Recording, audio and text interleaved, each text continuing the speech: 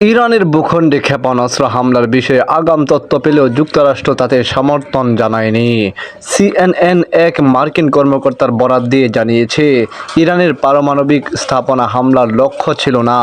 Israel বৃহস্পতিবার যুক্তরাষ্ট্রকে জানায়, তারা আগামী দিনগুলোতে ইরানের বিরুদ্ধে প্রতিশোধমূলক পাল্টা হামলা চালাবে। এ বিষয়ে নাম প্রকাশে অনিচ্ছুক জ্যেষ্ঠ মার্কিন সামরিক কর্মকর্তা সিএনএনকে বলেন, আমরা এই হামলার সমর্থন দেইনি। ইসরায়েলের এই হামলার বিষয়ে তাৎক্ষণিকভাবে হোয়াইট হাউস কোনো মন্তব্য করেনি।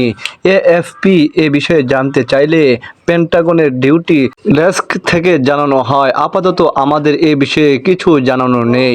ইরানের রাষ্ট্রীয় গণমাধ্যম জানিয়েছে, বেশ কয়েকটি শহরে আকাশ হামলা প্রতিরক্ষা ব্যবস্থা কার্যকর করা হয়েছে। ইস্পাহান শহরের কাছে বিস্ফোরণের শব্দ শোনা গেলে এই উদ্যোগ নেওয়া হয়। এদিকে হামলার পর ইরানের ইস্পাহান শহর সহ কয়েকটি শহরের উপর দিয়ে উড়োজাহাজ চলাচল স্থগিত করেছিল দেশটির কর্তৃপক্ষ।